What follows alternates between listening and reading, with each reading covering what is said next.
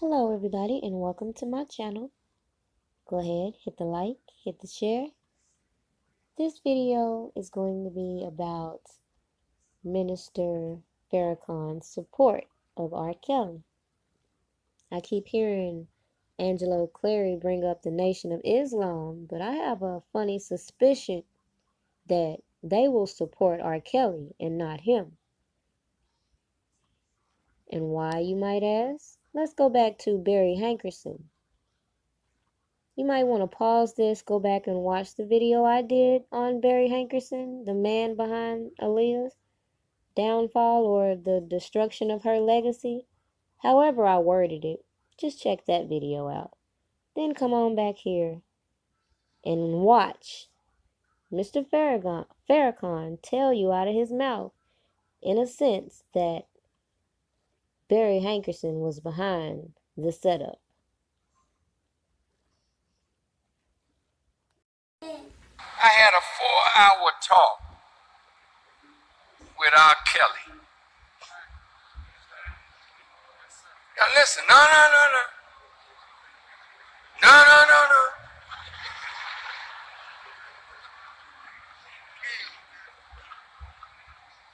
He came to our home with 6 of his friends. And I told him, I have had a message in my heart for you for over 20 years. And I'm so glad for the opportunity to share it with you. He was managed by a friend of mine. What's that, brother? Barry Hankerson. And Barry told me I'm going to get rid of him. I said, Barry, be patient. I said, that boy is deeply spiritual. A man can't write no songs like that and not have God all up in him, but he's got to be cleansed. Do you understand what I'm saying? All of you in here have done something wrong, but you are not evil people.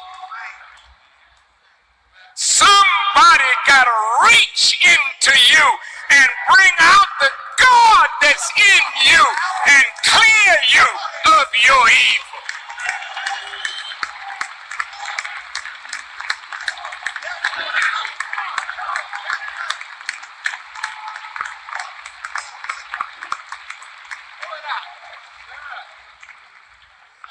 That's why we recorded this song, He Looked Beyond My Faults, and He Saw My Need. Brothers and sisters, we will never find the love and the unity and the peace that we deserve unless we're able to look past someone's faults to see what they need and address that need. If you would like to see the rest of that video, you can go to Survivor's channel, Farrakhan and R. Kelly, 4-hour meeting, says Farrakhan. Listen, press. If we followed you back home and checked your bedroom situation out,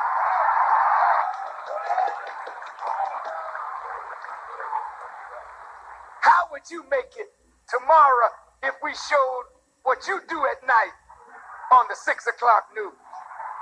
As though you don't smoke dope. As though you're not freakish in your sex life.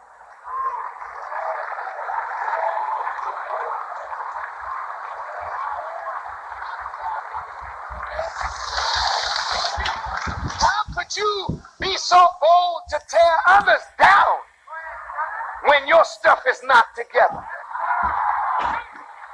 You know, the religion of Islam, as well as Christianity, tells us that you want for your brother what you want for yourself. And Jesus told you, do unto others as you would like others to do unto you. No politician is running on the Jesus Christ platform. These people are not saying, vote for me, I'm the second coming of Christ. They didn't say to you, I'm sinless, I'm pure. So you dig in everybody's life to find something. Well, hell, you could do that with everybody. Why don't you do that with the Pope?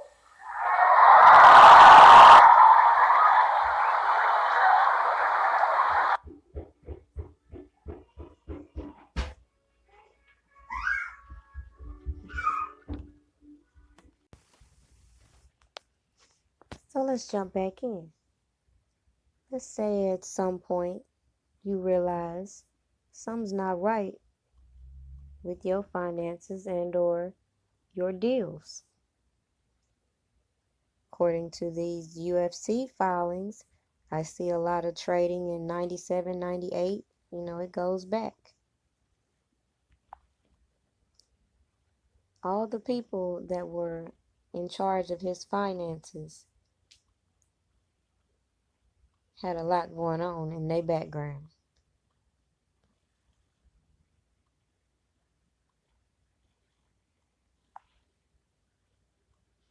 And you got Robert S. Winkler and McDavid. That would be Daryl McDavid. 97, 98, 99, 2000, 2001. Then you got the R. Kelly Publishing appearing in 2002. Same time frame this sex tape emerges.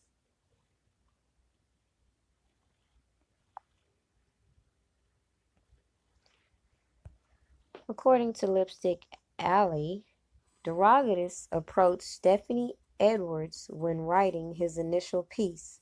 So he was writing an article about none other than R. Kelly, and he approached Edwards. Of all people, he approaches Sparkle. He says he received a tip about Kelly and her niece, but she declined, thinking the allegations nonsense. 11 months later, Edwards called Derogatis back. She had seen the video. She was hysterical and in tears. She didn't know what to do. She called the police and the Division of Children's Services and broke down, allegedly.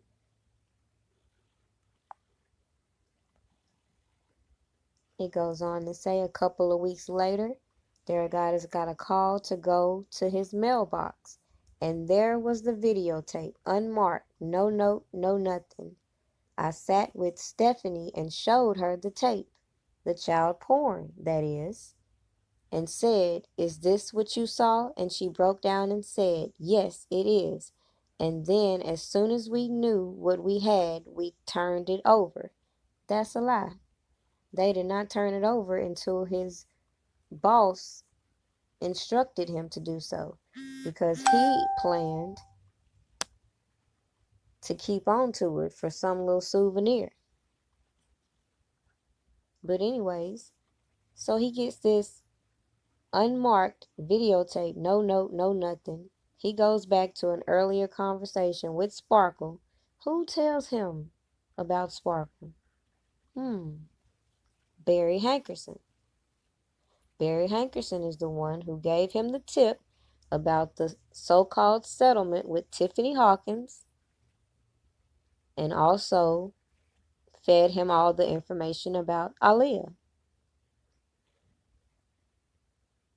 Moving forward, he anonymously sends this package to him and sends him to Sparkle.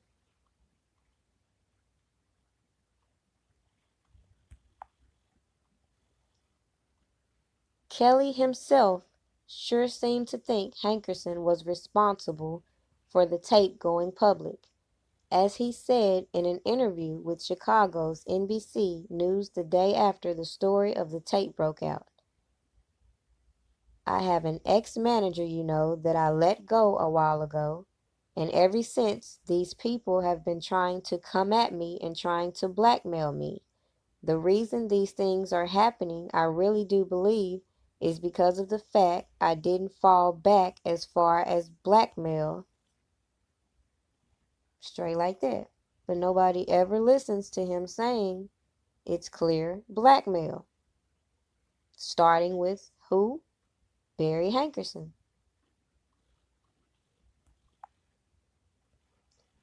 According to this, the Daily Swarm speculated about who delivered the videotape at the center of the R. Kelly child pornography trial to the Sun-Times' Jim Derogatis. So who delivered it, and why did he call somebody else to view it instead of immediately giving it to the police? Today, a newly released interview transcript from 2002 seems to confirm that R. Kelly's former manager and uncle of Aaliyah, Barry Hankerson, is the person who brought the tape.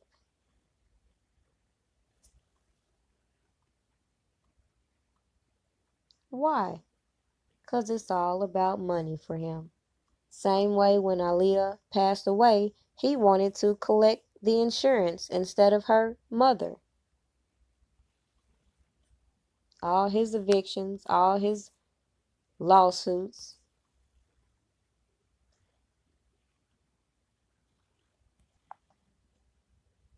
These people should have really looked into the people they took these stories and allegations from, because their hands aren't clean. And Barry Hankerson is even being accused of blowing up his ex's car, in which she sued him for $5.8 million.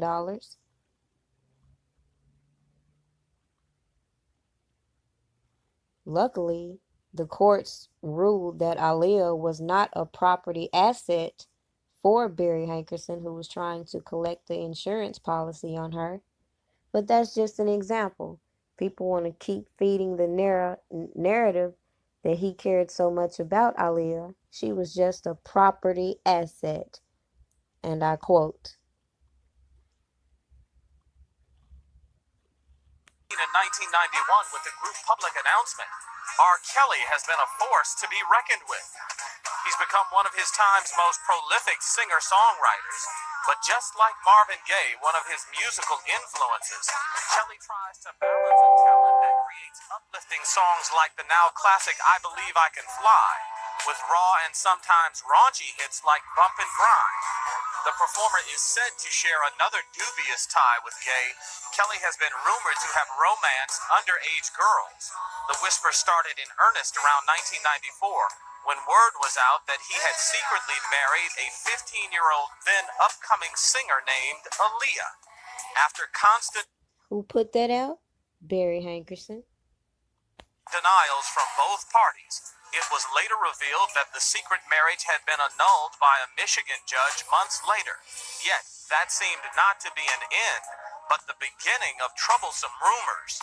Stories would surface on the street that Kelly had a penchant for young girls. In 1996 and last August, the singer was hit with suits alleging he had engaged in sex with minors. The singer would settle both suits without admitting guilt. Until recently, Kelly had seemed to weather the storm. That was until the now infamous 26-minute videotape surfaced. This tape allegedly shows the singer having sex with a number of women, including a young female who had been identified as a minor. Chicago police were given the tape and say their investigation is ongoing. Kelly could face jail time.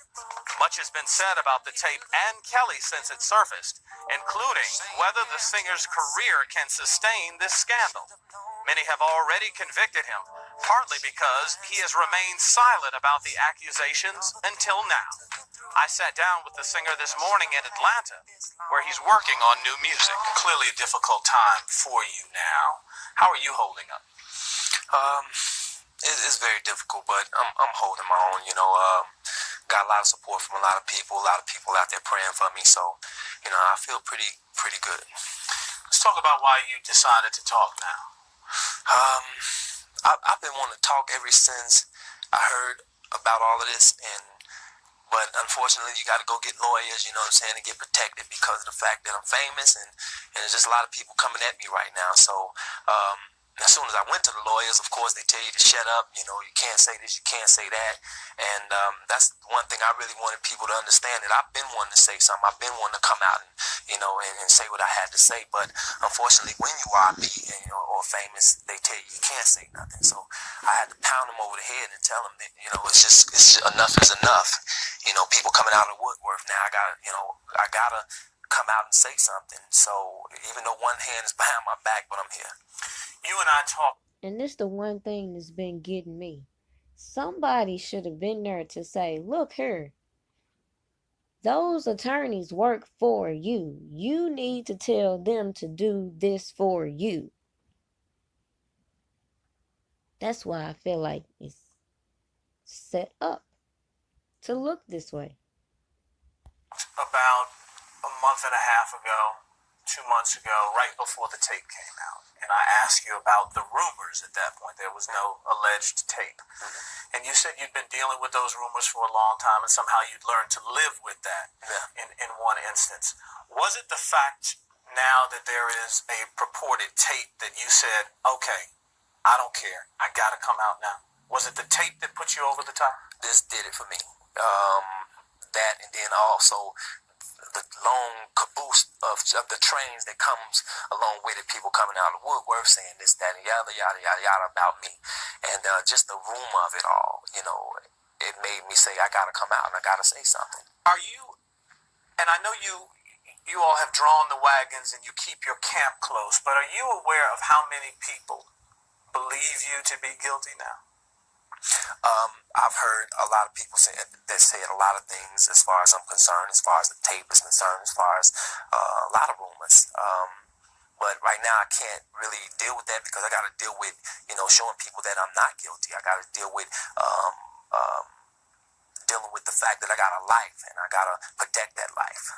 You also have a family. Yeah. How are they dealing with this? You have 2 children. Yeah. And a wife. Yeah. How are they dealing with this? Well, my wife is totally behind me because she knows the truth, and she's in my corner. And my kids are too young right now to really know what's going on, but I'm sure when they grow up, they'll know the truth. How much do you think about them when you look at the situation? I think about them maybe 1,000,000% more now than I was thinking about them before, which was billions of percents, you know, as far as thinking about my kids. And the reason why is because all of this is, it has brought me to a conclusion, you know, as far as, you know, trying to make a change in my life and just trying to turn this